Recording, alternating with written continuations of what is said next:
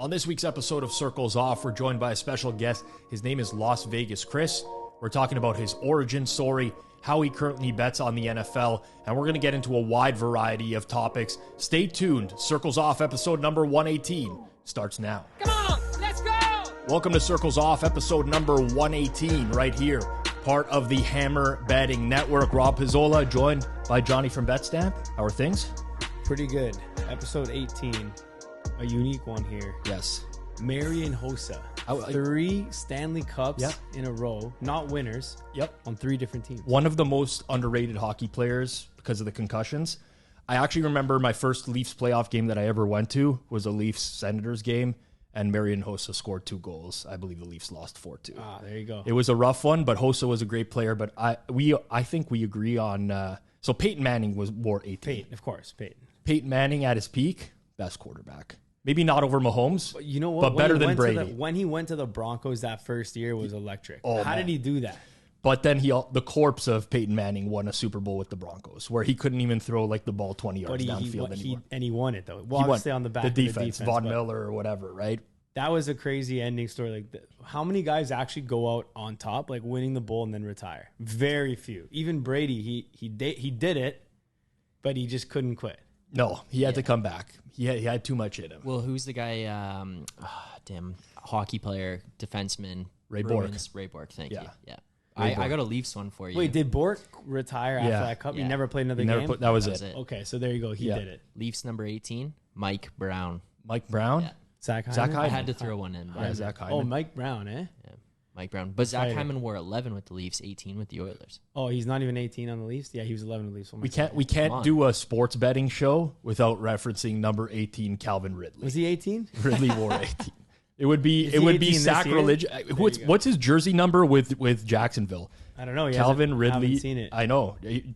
Jags jersey? I mean, he's probably going to get his number, no?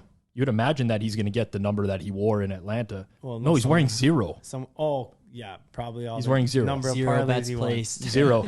Yeah, the number of wagers placed in the NFL. Justin Jefferson's 18 too, right? Yeah, that guy's good. Obviously, amazing. And speaking of good, Pinnacle, not only good, but great. The best. The world's sharpest sportsbook available to bettors in Ontario. We would never consider betting without Pinnacle as one of our sportsbook accounts because of their everyday competitive odds. Bet smart, bet Pinnacle, your trusted sportsbook for the past 25 years, and use code HAMMER when signing up to Pinnacle, as it does help support the show. We can continue doing this show if you sign up to Pinnacle. Use code HAMMER. You must be 19 plus. Available in Ontario, not available in the U.S. And as always, please play responsibly. Our guest this week on Circles Off is a seasoned sports bettor. He's well known for winning multiple contests, including the Palms, the Win, Stations Last Man Standing a couple of times. He's part of the Bet US NFL trio with Steve Fezzik and Jared Smith. Also has his own YouTube channel under Las Vegas Cris. Live from Las Vegas. It is Las Vegas Cris. How's it going? It's going great. It's so great to hook up with you guys. First time meeting Johnny, and too short of a visit when you were in town, Rob. Nice to catch back up with you. Yeah, for sure. We've wanted to have you on for a long time, not because you wear similar shirts to me, but because of your reputation as well. So let's start with that. A lot of people don't know the background on you. I actually don't think I know your full personal background. So let's start with that. Give us your personal background, how you got involved in the betting space, and what inspired you to pursue sports betting as your field of expertise. Well, I was in retail collectibles for a long time. I had retail and wholesale businesses starting between trading cards and Beanie Babies. And that's why I mentioned I used to make my twice-a-week journey to Yonge and Steele in Toronto up that hideous 401. And that was interesting trips. So I'm a former smuggler who used to smuggle in a trunk load of American cards and bring back Canadian cards on the way back in. So finally did have to start using the tax departments on that, but got away with it for a while. After that, I moved out here, thought I would kind of bounce around, play a little poker. That was too slow. Ran into some people in the sports biz, and ran into some really good people. I was very fortunate. I think everybody has to be fortunate in who they meet. And Frank, who ended up being my partner later on, was doing some funky stuff with, buying back points and selling off points and other unusual type betting scenarios, which for my brainwaves, I don't know what it was. I couldn't grasp it right away. It was like out of my comprehension. He'd be showing me, I get this free 33 and this free 33, half 34 open, and all I need is to do this, and I'm getting paid to do that, and I'm like, what's he talking about? So after a period of time of learning, there's another side of betting that I was completely obtuse about. Started working with him, and that became a long process. And I think I was fortunate to be here to start at the perfect time, for me at least, just because it was still kind of a little bit of the Wild West. It was, the heavy bonus era, and that sort of thing. But before, the cutoff, whatever that January 11th was, and did a lot of chasing middles. So I had to learn the value of everything. I had to learn the value of points and totals and different wagers. And, it was easy to get credit accounts back then, and we'd burn through them. And we'd have a lot of money invested in chasing these middles, right? Because that's a low risk, high reward type, proposition. And obviously, part of the learning process is lots of mistakes, lots of accountability, lots of trial and error, and you learn the hard way. That's how you learn how to read a market. And I kind of feel that people that are getting involved over recent periods of time won't ever have those same experiences, because they won't be forced into a corner having to learn this do or die sort of market reading analysis sort of thing.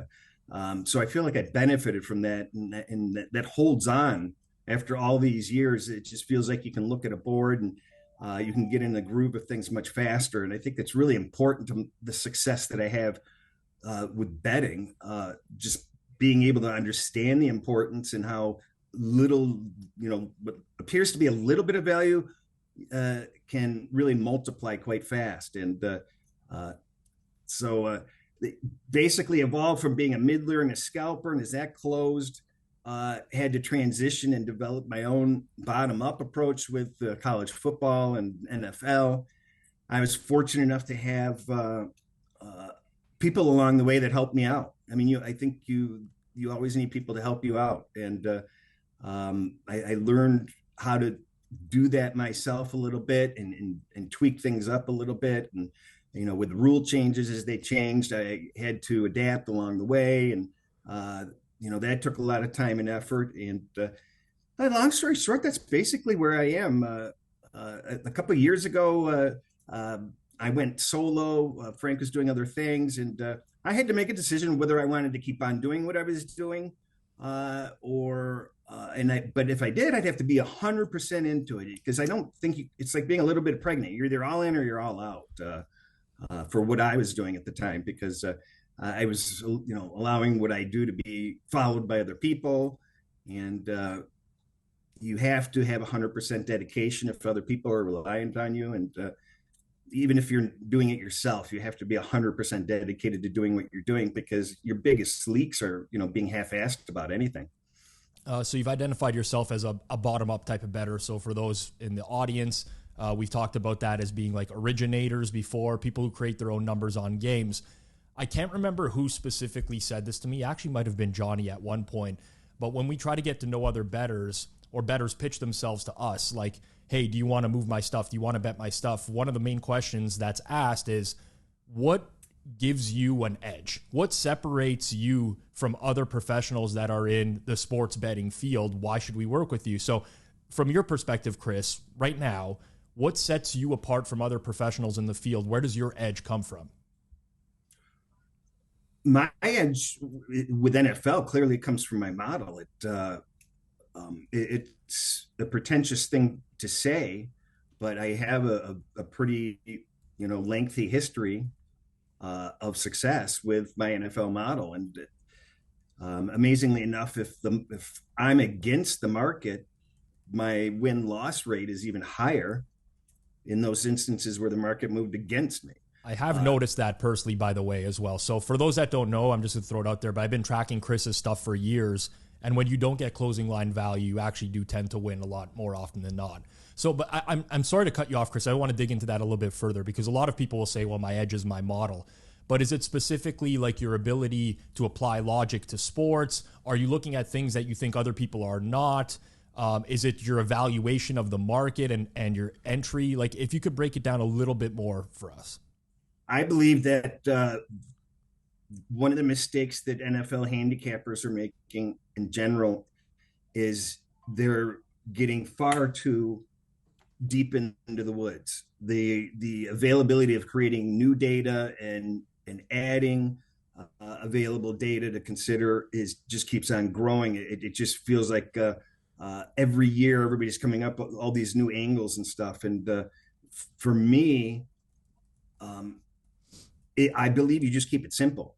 It's not, simple. Don't get me wrong, but what I'm doing is far simpler than people would ever imagine. And I kind of want to keep it that way, because the foundation of what I'm doing is more reliant on an overall outlook rather than focusing in on allowing any inputs to become too influential, so to speak. So it kind of irks me a little bit when people are always going to the same 2 or 3 hardcore data terms. I'm not afraid to, people say that your models are supposed to have the goal of, where the closing lines end up. I don't care where the closing lines end up. I want numbers that are generated that are off numbers. I have no problem with that. A third of my games every week come right on the number. So my model does consistently have 30 to 40% of the games right on the number. And then the other 60%, it's going to be how far away from the model. And I've changed the criteria. Well, what games am I going to use and which games am I not going to use? And that's, basically where my starting point is each week. So Chris, why don't you care about the closing line value? If I'm winning consistently and I know why the line is moving where it is, I care why the line is moving more than where it went. If that makes any sense. Of course. Closing line value is important. Don't get me wrong. It's critically important. I'm as anal as it gets trying to get the best of the number. So if I don't get the best of the number 15% of the time, I'm tracking, well, what went wrong in those 15%. So closing line value is important, but it actually kind of gets the blood, like I'll share with people that follow with me. I'll say, okay, here we go. We got one of these games that moved against us, and strap in. And it's not dread like it is in other sports. You're sitting there on an NBA game and you see the late move go against you. You might be in some trouble. Right. Totally understood. I mean, I get that completely. I remember years ago, there was kind of an NFL group out there that used to bet the under at post on every single high total. Like if it was a total in the 50s, it was going to catch under money late. And then you're like, you kind of figure that out over time. And then you just, instead of, dismissing the closing line value, I think you just change your bet timing up a little bit differently over time as well, and enter the market a little bit different. I mean this in the least offensive way possible, Chris. You're one of the more elderly handicappers in the space, especially when you see people who are doing content out there. You've been around a long time. There's obviously been a ton of change to the league, specifically the NFL, over the years. And you talk about like the new data that becomes available. I think some of the younger people that watch this will take a lot of issue with you saying you think that the new data is like either being over accounted for, or people are focusing too much on that. And they will say that your approach is too simplistic. I know I would have said that probably 5 years ago. So what's your response to someone who comes across like that? Well, I think a lot of the stuff is pretty cool, but what happens with your models if you have a handful of your inputs based on human judgment, bad bounce rates or catch rates or I'm not even sure. As far as I'm concerned, uh, anything that involves human judgment, I don't want in my model, because if it's 90% correct and 10% wrong, then that would just compound into each other repetitively and would skew numbers on something that, I haven't needed in the past. Why do I need it in the future? All right, Chris, I know that you're a listener of the pod because you've sent me some DMs in the past, just randomly over time as I look through our DMs history on Twitter. And we get into some, I don't want to say back and forth, but I think you have an interesting perspective on things. And we recently talked about some episodes we've done with Steve Fezzik, which is one of them with Steve Fezzik, the other one, a conversational piece about him pregame, the industry as a whole. A lot of the line of questioning towards Fezzik could also apply to you. You're winning better. I think it's 6 straight winning seasons of NFL, which are documented, but you still opt to sell your NFL plays. Can you walk us through that?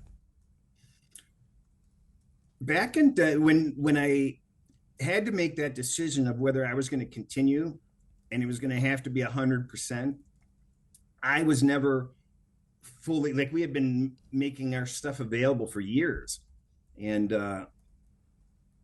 I would be responsible by myself. There was no partner that could share responsibility or blame or whatever the perspective was at the time. I'm going to be out there hanging myself out. Am I going to work hard enough at this, or am I going to just move on? And I finally decided I had the energy to do this. I'm going to, go 100% on this. And it was by far the best thing I've ever done for my process and what I do, because I'm not the most disciplined bettor. I can get, in the flurry of activity, I'm throwing bets in left and right, and I'm not using Excel to track it all if I'm, for all my regular stuff. And I'm like all over the map. Oh, I'll add this, I'll add that. And what this did was it made me focus on, I have to have my act together. I have to be structured. I have to be disciplined. It was basically a self-policing and self-monitoring, that I all of a sudden had to follow, because it's my reputation, it's my ego, it's my pride. I don't want to sit there and put out losers. I mean, I don't need the money from allowing picks to be followed. It challenged me, and it made me a better. It made my process for me better, because I had to be better. I had no choice. I can't sit there and take days off. I can't half-ass it. There's nothing more important to me than what somebody following feels like. I get fucked. My finances are an afterthought compared to the emotional ups and downs of going through, bludgeoning losses and great wins. So, in that respect, that's why I started it. That's why I do it. And it's still evolving as it goes. I believe, I believe what I do is always challenging myself to get out of my comfort level and to share whatever value that I can with people. And I don't consider myself a pick seller. I make what I bet, because damn well, every single thing that somebody gets that's following me, I'm betting, and I'm betting a lot, even if it's a small play. So it's accountability, it's process, and it's just the whole challenge of it. And I get a great reward from it. And I cry or have more heartbreak on bad weeks over what a client's going through than what's going on in my bank account. Go ahead. Hold up. Sorry, I was going to say, Chris, I have a couple questions that maybe you'd be willing to answer on there, just because I know you've been around the game for a long time. A lot of people know who you are, but they don't necessarily know, like, and they know they know you bet NFL, right? But they don't know like what the deal is with the whole betting process. So I was going to ask you, like, first off, if you're willing to say, like, you know, where are you betting? Is it the Vegas books? Are you working with different groups, things like that? Like, would you mind getting into a little bit more about like the betting process? Because just genuinely, I think like a lot of people in the space would love to know, and probably would, you know, even gain a bunch of respect for you if they knew, you know, how much you were betting and that kind of stuff. But again, if you're uncomfortable, that's fine. It's I'm basically my own guy. I've worked and have relationships with a lot of people. I do a lot of different things. I don't work with any groups. I think like a year or two ago, I kind of reached out to a couple of people thinking maybe it would be better for me to possibly work with a group. And I'm like, no, I don't think so. I guess I would be willing to work with other people. I mean, it's for my process, I could know what, let's just say, you know, the most whoever else is successful in NFL, I could know their picks ahead of time. I would do absolutely nothing to compromise it. I couldn't care less what direction they're going. I only would like the information for market reading purposes, because, you know, if people were trustworthy and could work with each other and honestly would just stick to their own agendas, that would be better for everybody, because then everybody would have great market timing and it would be better. But when you have all these unknowns and you don't know when somebody's going to jump in and move a market on you.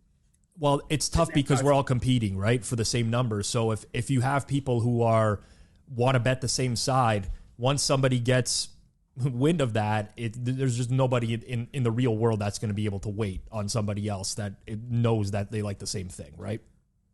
Well, yeah, again, it's just, that's what makes me different. I don't care. There's an honor, there's honor involved in dealing with stuff. I get a hell of a lot of good information that I don't even bet. I won't even, because if somebody calls me up and says, you know, I'm doing this, I'm doing that, I'm not betting it. I'm not going behind somebody's back and even sticking it in some, you know, far off accounts. It's like, I told you I won't bet it. I'm not going to bet it. Let me know when I can bet it. Yeah, no. But what would happen, Chris? By the way, I respect that a lot, because that's not the way that the space works from my personal experiences, right? A lot of times I think there's people just looking for info. Rob, there's so many more people betting out there that are just like, it's not about just the people who are like openly giving out. So there's so 100%. Much more. It runs so deep. Hold up. And one thing, like at a certain level, so obviously, you know, you are betting against a sports book, technically, right? When you're betting against a book. But at a certain level, once you cross that threshold, you're no longer betting against a sports book. You're betting against other bettors. Yes. So you it's like technically a negative sum game, right? Because the sports book has to earn too. They're earning off recreational.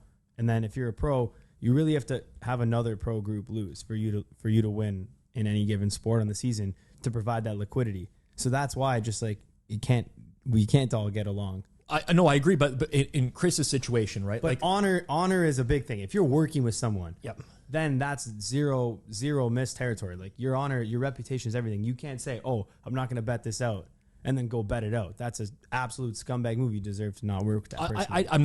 I'm not disagreeing with that. All I'm saying is that, like, Chris is going to run numbers on games, right? Presumably every week, like you said, you know, it's bottom up. You have numbers on games. There's going to be certain sides that you like, and you're going to now time those sides because you want to get the best numbers, generally speaking, right? You know the difference between getting a 3 on a game and getting a 3.5. It matters. But now if someone else comes to you and says, "Hey, Chris, I like this game," and it's the same game that Chris really liked the most, you now get into like this moral compass dilemma of, well, like, am I going to let this number go or am I going to bet it? And I would say that the vast majority of pros out there would probably just bet it at that point. I'm like in the real world. So because they don't want to cost themselves any points in that scenario, Chris. Well, you have a changing dynamic in this market.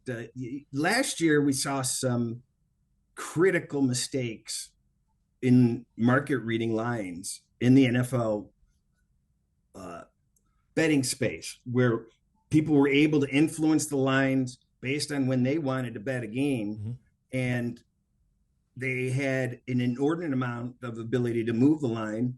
And the market reading was off on multiple occasions. Can you give a specific, if you don't mind, because I think we're thinking of the same thing, but if you would want to get more specific, that would be great. Yeah, I always think it's really not that important because it's an ongoing problem. It's going to become an ongoing problem. So to isolate one person, there's going to be a handful of these people that are going to be able to move lines, and if they don't know what the hell they're doing, well, now it's like you got to find a way to reach out and say, dude, let me work with you, please. Yep. Let me help. I'm not trying to take advantage. Let's find a way to work together and not blow up a market, because when you're missing key numbers and you're pulling the trigger too early, it's just egregious errors. I mean, you can't. There's not enough games in the season. One mistake, damages a season record in NFL. Unfortunately, there's too few games all year long, so they're all the more important to have right. We're not talking about NBA sides where you got games every day. Yep. No, I totally agree with you. And we are talking the same thing. There are content creators out there. There's just other personalities with big followings. We have Adam Chernoff, guest, fellow guest of the show, Barry Horse, Brad Powers, fellow Fabian friends of the show. Suma, like just where anything that they say publicly could potentially have an influence on the line. And not only does it have an influence, in some cases, a lot of people would say that maybe the line over moves, because there's so many people willing to follow. So I think we're talking the same thing there. I know, Chris, so when we ask the question about, why do you opt to sell plays, which we do to pretty much anyone that opts to sell plays, you've given a unique answer here in terms of it keeps you disciplined. And, that there's it motivates you to work harder. No, people don't generally give us that answer, right? Usually they give us, okay, it's the income is good, something like that, or, why not? Because it's not affecting my bottom line. But I'm curious if you actually, because at some point you might have sold because that was the motivating factor. It's like, listen, you know what? I'm donking off money on stupid bets here and there. If I can really refine this or narrow it in, and I have to be responsible to clients now, that can change things for me. Do you think that still applies? Let's say you were to stop selling now. Do you all of a sudden go back into the bad habits that you had? Or do you think you've now evolved enough as a bettor where this is kind of your day-to-day and it's not an issue? I can't shake bad habits permanently. I always have leakage at some point, and I do stuff I shouldn't do occasionally. So, but no, yeah, you're exactly right. I do think about that because it's a centering.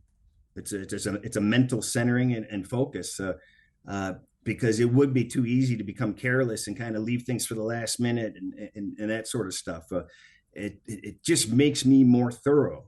And I can tell you, I've never even touched the money I've earned. It's gone into an account, and it's just like, well, who the hell doesn't, pick the money is the side part of it. That's, a manner of respect for, or an appreciation for what the person is getting on the other line, because it's not just about what did I bet. It's far more than that. In fact, when I was offering my NFL this year, I made that clear. I go, the least valuable part of what you're getting is what the win-loss result is going to be this year. The value is going to be that you get 24/7 access to me. You get to contact me whenever you want. I'm going to have weekly video conferencing with people. You want to know why I'm doing stuff? I'm going to explain why I'm doing stuff. Today I put in it's going to sound silly without full context, but I put in a complicated wager, an unusual wager. Like if somebody didn't know me, they'd say, you gave that out to your clients? But when I go through the write-up, I explain to them, this is why I'm doing it. This is the goal. This is the actual mathematics of it. It breaks out to minus 133. We're going to lay minus 120 on it. We're getting value on something that is just a goal-oriented thing and has nothing to do with just being an action play or anything like that. It's serving a multi-purpose. So when you have all those instances throughout the course of the year to educate people why you're betting certain ways, then that's extremely valuable. And sometimes we underappreciate how people don't understand what we do.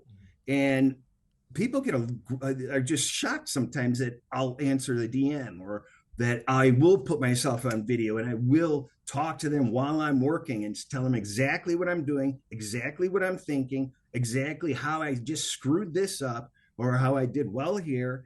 And that openness is exactly kind of what I went through coming up with the people that influenced me along the way, where you can apply it directly, because you can't read this stuff in books. A Billy Walters book's going to be great, but living it while you're going through it is going to be your best education. Now, this is your perspective on the situation, and I personally agree that a lot of times there is value in just being able to connect with somebody who gets the space and answer questions of theirs. Johnny won't even like admitting this, but I'll just be completely upfront. He used to DM me probably like 7 or 8 years ago before he was a seasoned veteran. And if I go through all those DMs now, you'd probably be embarrassed at some of the... You think just you? But that's what I'm saying. Like, I do agree that there's inherent value in that, right? But at the end of the day, Chris, let's say, you put yourself out there, you're doing video calls on a weekly basis, you're answering questions for people. What happens in the case of a losing season for your clients? This is hypothetical. I know you've actually won for the course of the last 6 years. I have the access to the numbers, but you have a losing season. What happens in that case? Like, are the clients satisfied that they were able to learn from you over that capacity, that they got good numbers? Or at the end of the day, is this just end up like, as much as you want to say it's not about the win and loss, right? This is your words, right? At the end of the day, it's not about the win and loss. That's, my premise is that at the end of the day, at the end of the season, someone pays for your services. They care only about the win and loss. The rest of that is a bonus. But if you're not in the green at the end of the year, the rest of the stuff you did doesn't matter. That's going to be the perspective of a lot of clients, in my opinion. Yeah, it's not about the win or the losses. I know you didn't mean to, but let's make sure we differentiate. It is absolutely about the wins or the losses, but in the context of what I offer, it isn't technically the most valuable part of it, in my opinion. Well, if I had a huge winning year, everything else would have been more important. So it is all about the wins or the losses, of course. Shit, I'm not looking for any excuses for bad results. And when I do go down the toilet, I tell people I am cold. This is what I bet today. I don't suggest following. It's your judgment. I suggest lowering, ignoring, sitting out, or proceeding with caution, and completely open on that. It's because I just say it the way it is. There's no way to avoid huge losing streaks, and it's going to happen. And answering your question, I cannot freaking believe how nice people were. I had some big long stretch. It was at the embarrassing level about a year and a half, 2 years ago, I forget, but I could not believe how nobody gave me crap. And everybody was understanding and kind of knew, hey, this is the way it goes. And I'm just like, boy, does that make me want to just work even harder for these guys. Thank you for not trolling me. Thank you for, of course I get the fly-by-night people that are not in tune on a regular basis, that complain and you have a different type of response with those people. But the people that know me, really, I haven't caught any crap from anybody that has been with me for any period of time. Do you consider yourself a professional sports bettor? You know what? I think I post. What the hell is a professional? Well, that's what I wanted to get into. So, yes, what defines a professional sports bettor, and do you consider yourself one? I mean, it's. I thought that I had a pretty good definition of it at first. It's because I see people offering. They've been in the market for like 2 or 3 years. They've had 1 or 2 years of success, and they've been through the school of hard knocks. They know it all. They can philosophize, and they can They know all the angles, and they've been through all the mistakes, and they haven't been, and they'll have these claims that, well, I'm a professional sports bettor, or all these media shows, professional sports bettor Joe Blow, professional sports bettor Joe Blow. Well, my initial thing is, well, it's on my tax returns as professional sports bettor. But then I sit there and go, would any of these people have it on their tax returns once? Can you be a professional sports bettor and have a job? Well, you can be a successful one, but it doesn't make you a pro, does it? So, I mean, if it's not on your tax returns, that's a big warning sign, number one. But then if you're not 100%, on the up and up with your government, well, certainly you're not going to declare it. So there is a valid excuse to not have it on your tax returns. Right. So there's a lot of loopholes to really qualify people to be a professional sports bettor. But, is there a bet amount? I mean, it's half the people doing this don't bet, or they're $100 bettors. Now, where does that come into the context of things? Is bet size important? Is tax returns important? I don't know. I'm asking you, Rob, what is the definition nowadays? I don't think there's a universal one. Yeah, there is. If the majority of your income comes from... No, just how much... Oh, you're saying to declare a professional. Yeah. Listen, depending on your state or province, there's an actual definition. Okay, in terms of success metric, yeah, it's who wins the most. And I've been open about this and clear about this. Who wins the most is the best, right? Okay, now in terms of deeming you professional, you're saying, yeah, obviously, the tax return thing. I mean, it's a good argument, but I don't know if that's necessarily the best thing, because it's like, well, to Chris's point, I think a lot of people. I'm not speaking on my own behalf, but I think a lot of people would try to skirt. I mean, they'll seek out the best, tax advisors possible, and they'll say, do things in this way, or pick up a little job over here, which you can declare as income or whatever. So I don't know that necessarily is going to help, right? Like the way I define personally, I don't think I'm a professional. Right. I don't consider myself professional. The reason being, like I have, my main thing that I'm trying to do is to grow betstamp, to grow an actual company into something that is a massive success, and that I can either continue to run, make money off of, sell, whatever it might be. But that's my main goal. That's my main thing I'm working on right now. Sure. Do I also bet? Yeah, of course. I'm gonna be betting. And do I hope to bet to win money and not to lose money? Absolutely. But at the end of the day, that's not my main thing.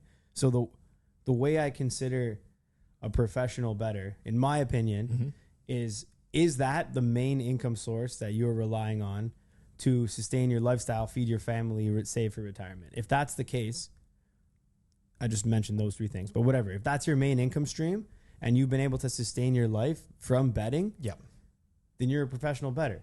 To put into perspective, rest in peace, Dink, who sustained his lifestyle living in Vegas for 40 years and years.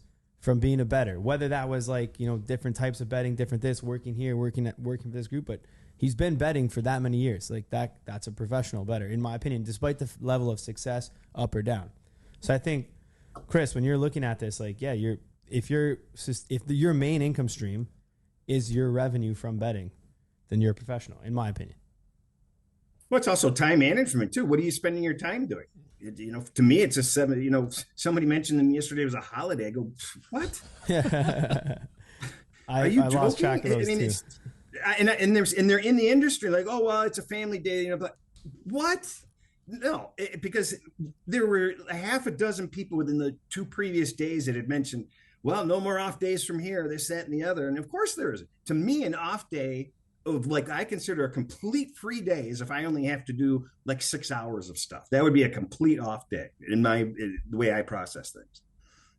I think the professional sports bettor argument is interesting because there's like this burden of proof on the bettor. It's like, well, who's to say you are and you aren't? And honestly, we're just never going to get to know that. This came up in the conversation last week when we were reacting to the Dream Preview pod, and like intentionally, like, who are the people that are misleading their audience? You can never really know. If somebody comes out and says, like, for all I know, as an example, Simon Hunter could be a pro sports bettor.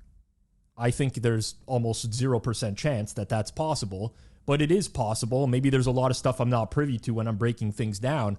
But what I think ultimately ends up happening is you do get the other people who are pros in the space who tend to police it because they are able to smell bullshit when they see it.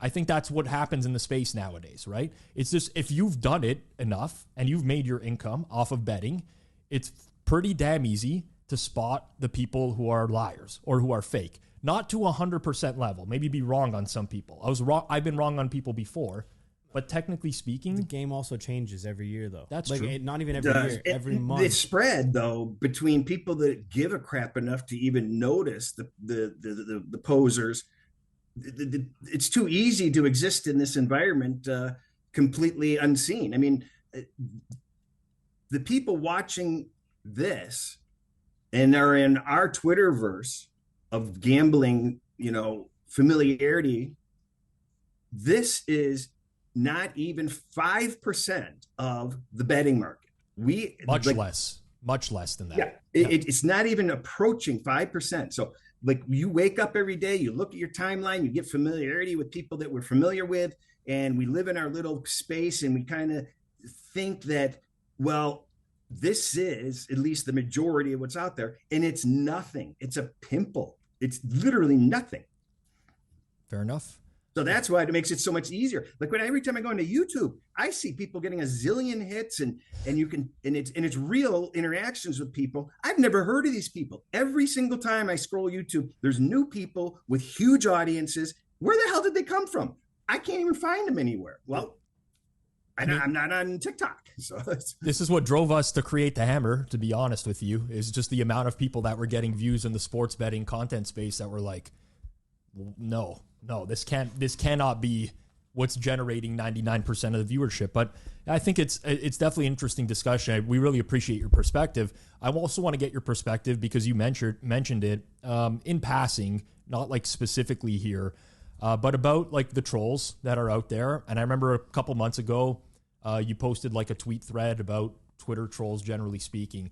I think everybody has their own way of dealing with the trolls in the space. Some deal with it better than others. I tend to just like mute and ignore people. I really honestly just don't care to see the negativity, but I know it's out there.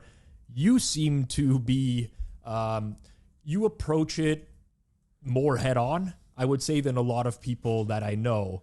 And I'm curious what the reasoning is for that. I basically was laughed at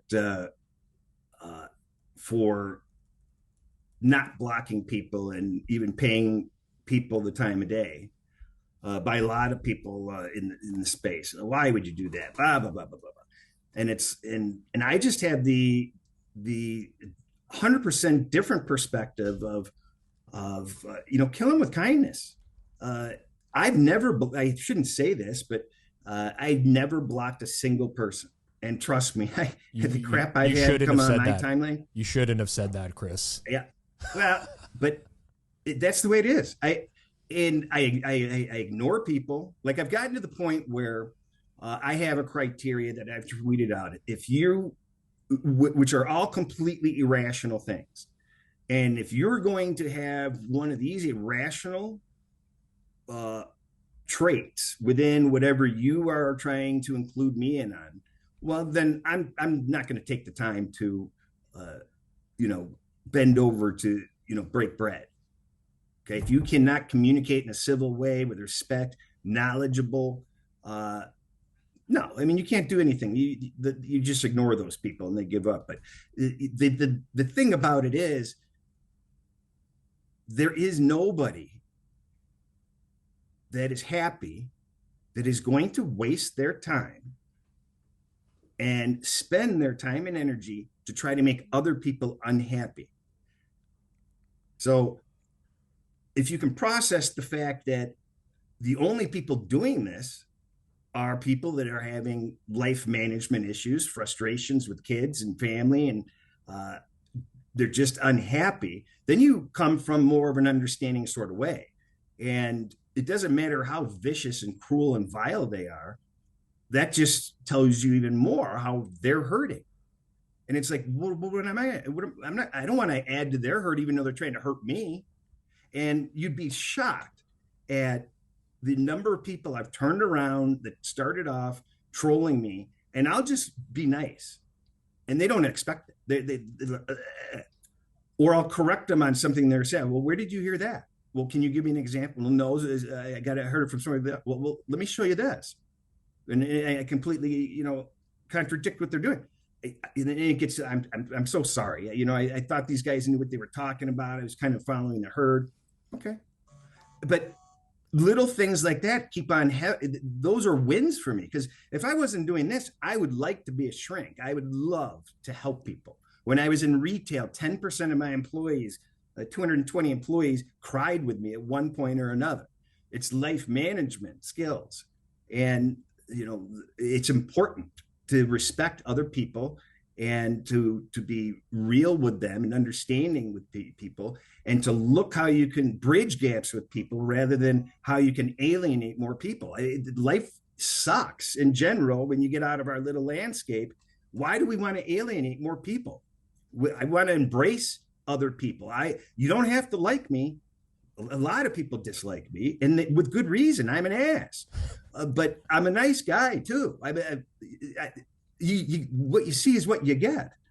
But if you understand these people are miserable and you just try to be nice to them, that really keeps a lot of them away, frankly. And it just makes me feel better too. You mentioned that you've had some emotional experiences in the past when you're doing the retail management. So obviously connected with people pretty closely at one time or another. Are there any, let's say, mentors or individuals throughout your journey as getting from there to sports betting that had a significant impact on you and your career? Oh, absolutely. I mean, in fact, it was so funny too, because I just sent one a voicemail the other day, and I said, "You're the last person on the planet that would want any recognition. And I just feel bad because you are always in my thoughts when I'm, so often. And I would love nothing more than to amplify you and thank you, publicly, but that's not what you're about. But it's important that somehow you understand from me, whether I voice it or not, how important you've been. And I don't ever forget it." And that was met with some nice appreciation. And there's a lot of people along the way. And this is sound like complete and utter horseshit. You guys can be my mentor. You guys can inspire me. Anybody can inspire me, and I can learn from them. And if you have an open mind to absorb what each person does well, admire that and say, I admire what that person does doing this. How can I incorporate that into who I am? Well, people remotely mentor like that. So I'm always looking to absorb. I don't know it all. I never will. As far as I'm concerned, the more you learn, the more you realize how dumb you are. So it comes from all aspects. But again, I think what benefits me the most is I think when people are networking and that sort of thing, that they don't value the networking and the possible longevity of future relationships enough, and they don't nurture them in private and discreet manners like they should. So it's important to me to do that. It's important for me to maintain friendship. So it's not about, I don't feel comfortable naming names, because you're always going to leave people out, and quite frankly, I don't think anybody that I would name would want me to name them. And that's what helps me fly under the radar with a lot of different relationships, because I've lost touch with people over the last couple of years with the COVID thing and being overworked and stuff. And I bounced back into a couple recently, and we pick right back up. I may not have talked to this guy in 4 years, but we can do business today. Lots of credit. Don't have to worry about getting paid, whatever. Here, take some accounts, all kinds of that stuff. Those are from relationships I built long ago, and you don't have to maintain them religiously on an ongoing basis, but you build them, and they're part of what made you today. And you just never know when those resources are going to be of benefit down the road. And it's great to have those in your arsenal of being able to search out knowledge. I think that's very honest. A lot of that resonated with me, especially the value of the networking. I think with both of us, me and Johnny, we find a lot of value in being able to establish relationships with other people and keep those going over time. So I think that was a really good answer, Chris, and a lot of people will take something away from that as a whole. Another interesting thing is this space. The smart people I know work with the people they don't like, and I work with people I don't like, and they know I don't like them, and I know they don't like me. But business is business, and you compartmentalize the way you're going to manage relationships, and if you can both benefit and get along, no problem. You don't have to like each other. You have to respect each other, though. That's a very good way of putting it. On a personal level, something that frustrated me for years was when I finally got to the level of being, I'll call it a pro sports bettor or a full-time sports bettor. The people that were the most vocal against me in the space were people that were indirectly actually benefiting from a lot of the stuff I did, or even in some cases directly through relationships and stuff like that. And it took me a long time to really process that. And it's like, how can someone be so horrible to me as a person when like they're directly benefiting from the stuff that I'm doing in the betting space for them? And it took a long time for me to separate the fact that someone can really respect you, but they don't have to like you. And I mean, I think that's a really good way to sum up the space, because I actually do think that there's a lot of mutual respect in this. Like even a guy like Fezzik for so many years who gets like a lot of hate from a community, I actually do think there are people that hate him, period. Let's call it out for what it is. But I actually do think that there's people that respect him. And it's not just him. I could have used any name. It's just topical or top of mind because of the last episode we did. But I do think that there's a lot of people out there that are genuinely respected, but not necessarily liked. Could be the personas as well. And maybe I don't have the persona to be liked because I'm pretty brash. I'll tell you this, is I didn't have any dealings with Steve basically prior to a couple of months ago. And I had my opinion of him and, which is his Twitter persona. And I also, had little issues within myself with, little, contest posturing in my brain. Hey, this is Mr. Two-time champion from, horse and buggy days. And here's me, doing stuff now. And which is, obviously I'm saying that in jest because it doesn't matter when those are accomplishments that can't be taken away. And I don't care. It's hard to win any contest. So it does. But so I had my perceptions of them, whether it might be, we went all full circle, the Twitter persona, stuff that goes around in my head. I remember I pulled him aside one time a few years ago and I wanted to challenge him. I'm sitting there I'm embarrassed by it because I was kind of, I look back, I go, well, weird, being like, you were really unfair to him. Just kind of, hey, let's pull him out and slap him on the table right here and see who wins, one of those types of insecurity type challenges.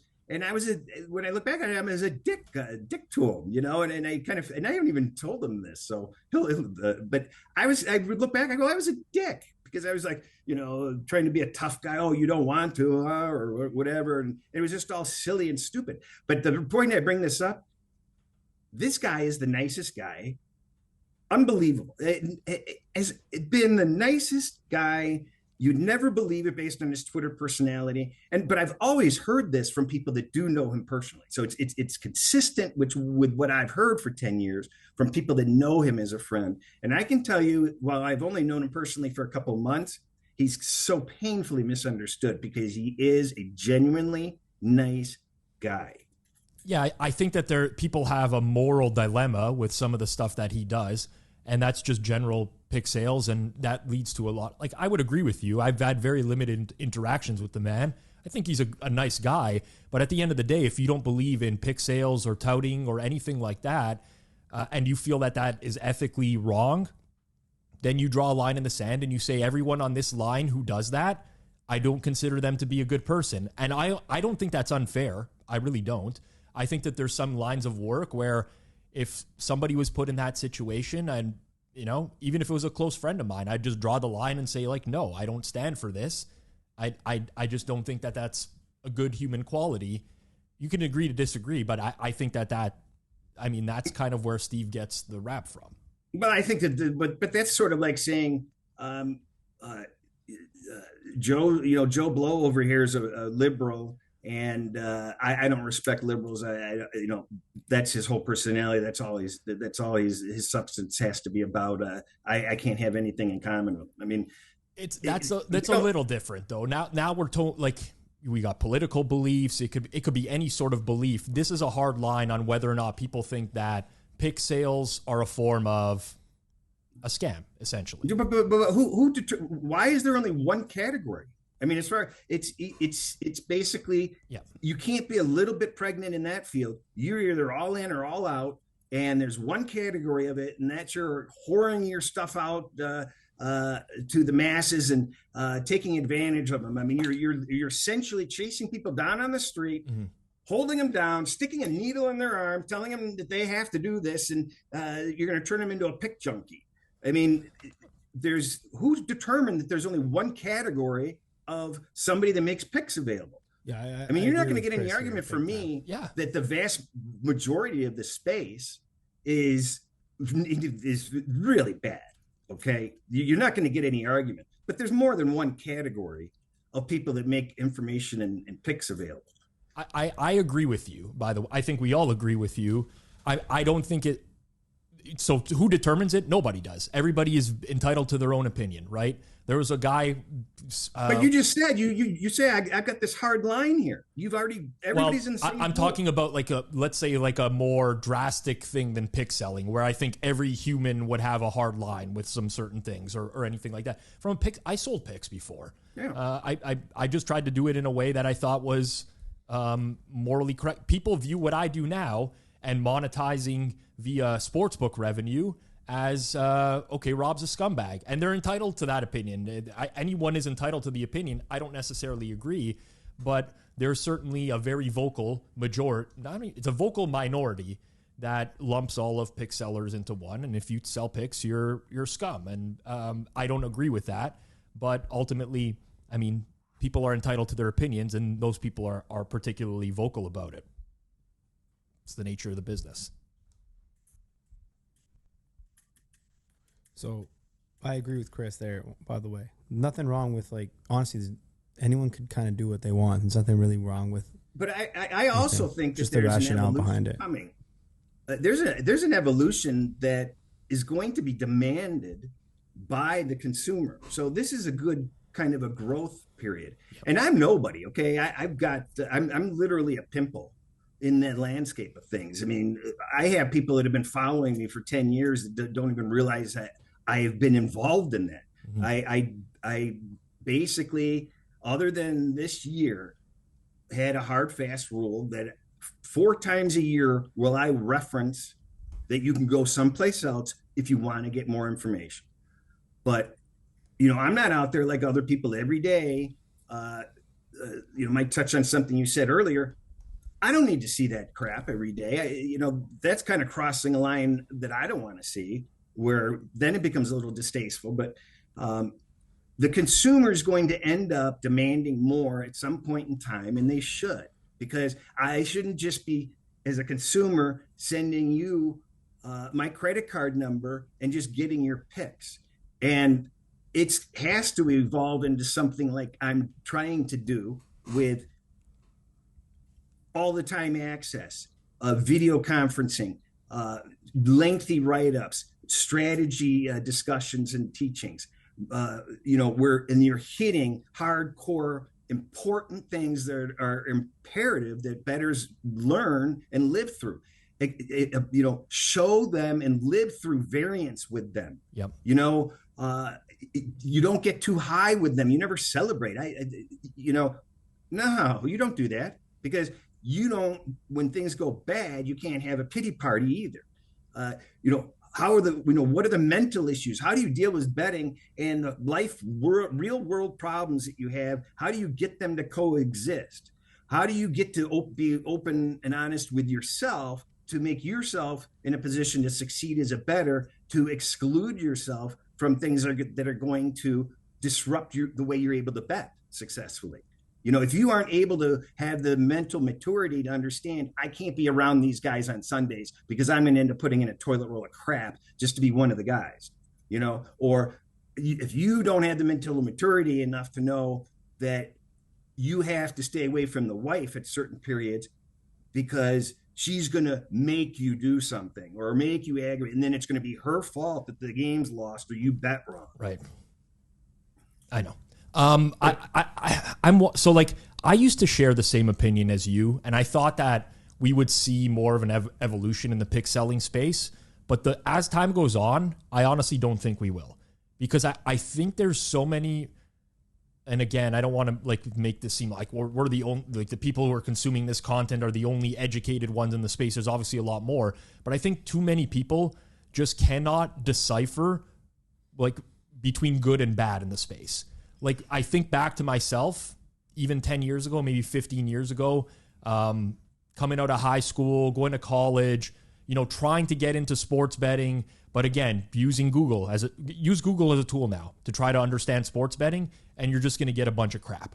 That's the reality of the situation. You're going to get a bunch of crap. Public bet percentages, reverse line movement, this and that, just nothing that's really going to be of value to you. And a lot of that is even dominated by pick sales companies as well. It's just so difficult for a regular person to get into the space and not learn a lesson the hard way.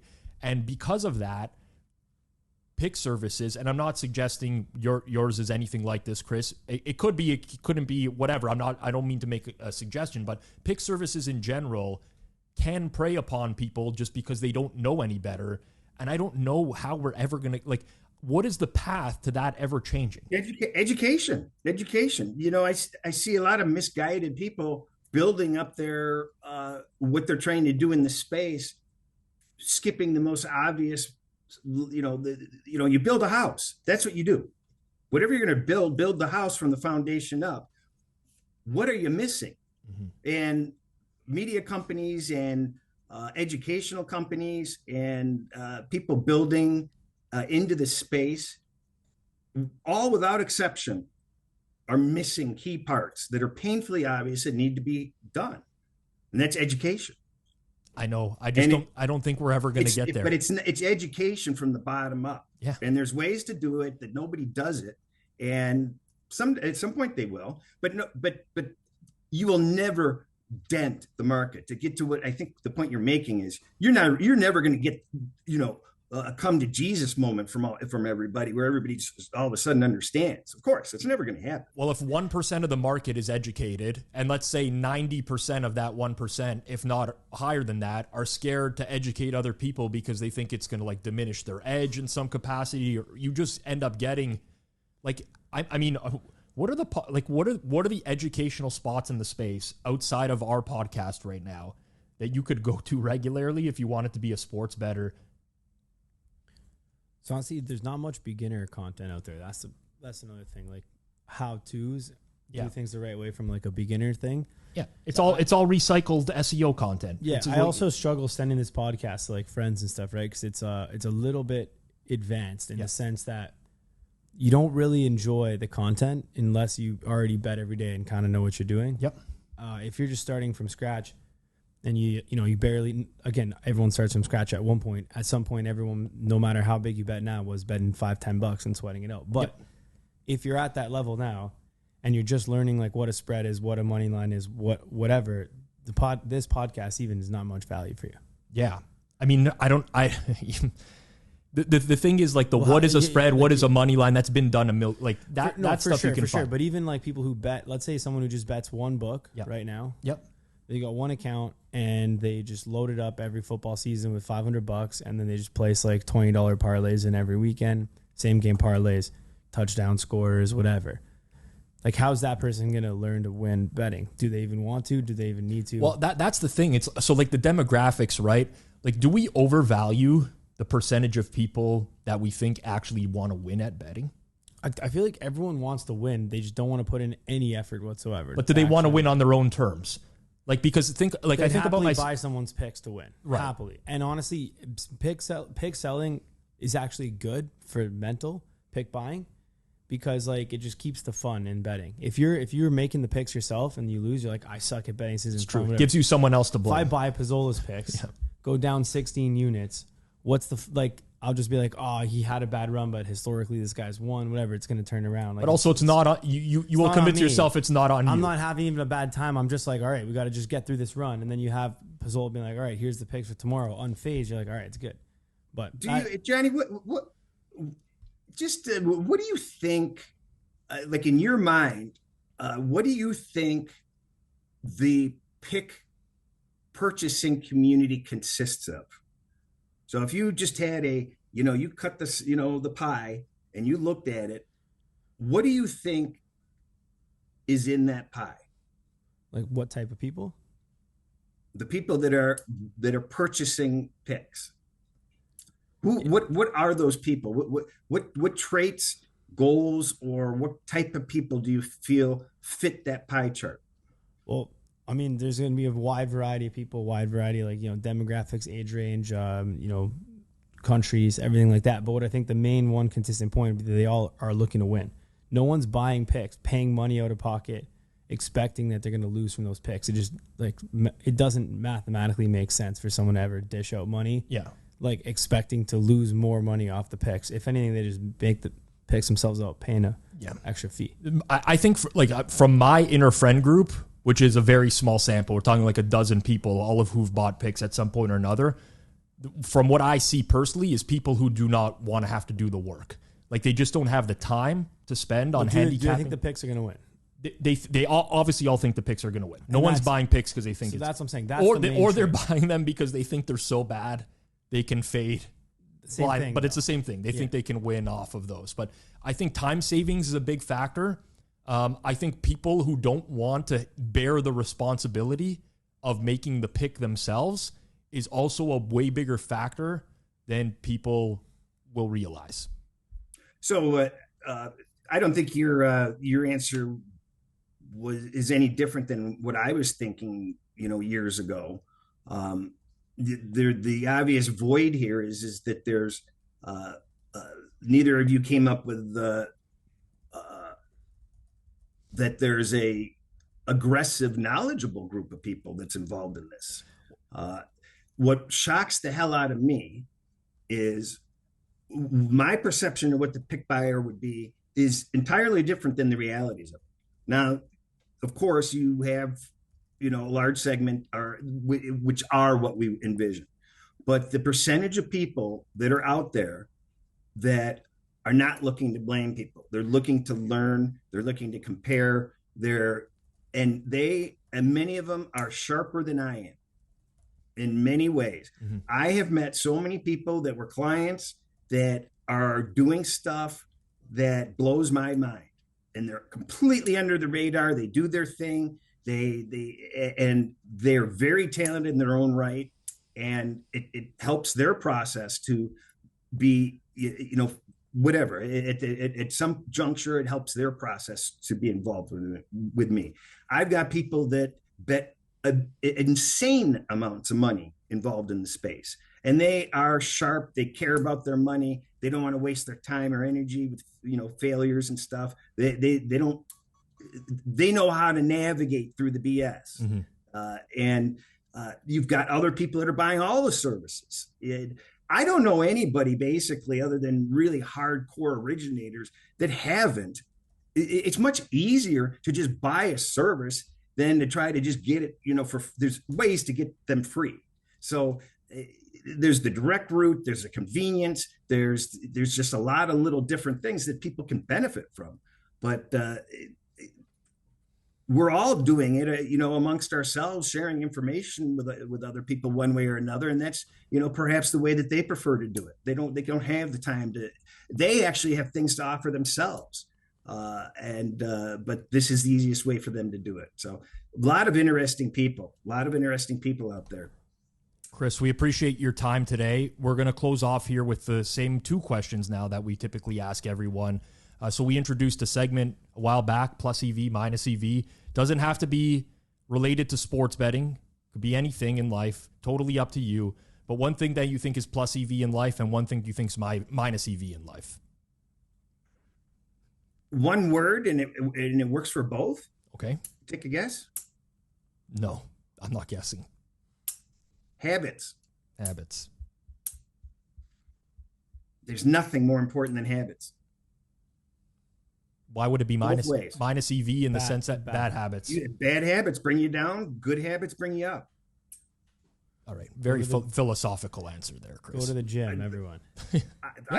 Gym, healthy eating. It's that simple. Yeah. It's that simple.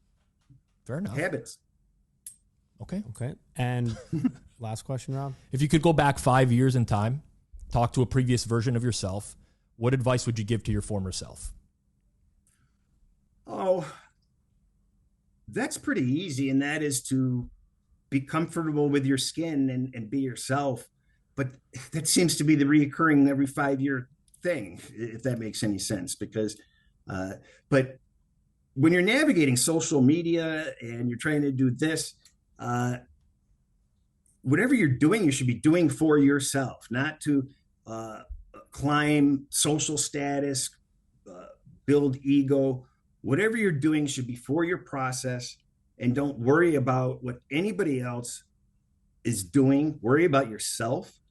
And if if people tell you that they, are different than other people because they do this, this, and this, and they always have to point it out, say, well, this is why we're different, or this is why I'm different. And they keep pointing it out. Well, it really just basically says the opposite, because a lot of people are trying to climb up too fast. They've had a little bit of success and they want the attention, and they see how other people get it, maybe sometimes too fast, and they want that. And the very, very best way to earn it is to just be yourself and to be recognized. Because if you have to tell somebody else what you're about, then you're not that. You are what you are. There you go. Las Vegas Cris. You can follow him on Twitter or X at Las Vegas Cris. That's Chris, C-R-I-S. He's a professional sports bettor. We talked about that earlier on the podcast. You can catch him with the BetUS NFL team Wednesdays this year. Jared Smith and Steve Fezzik, a part of that. And also check out his own content on YouTube under the channel Las Vegas Cris. He does some good stuff with Ron over there. I've caught some of that stuff in the past as well. So make sure that you do check that out. And if you enjoyed today's episode, make sure you smash that like button down below. It does help people find our content. And give us a sub as well. We want to get over the 3K subscriber mark. So subscribe, hit the notification bell, and we'll catch everyone next week here on Circles Off. Thank you, Chris. Thanks, guys. Appreciate it.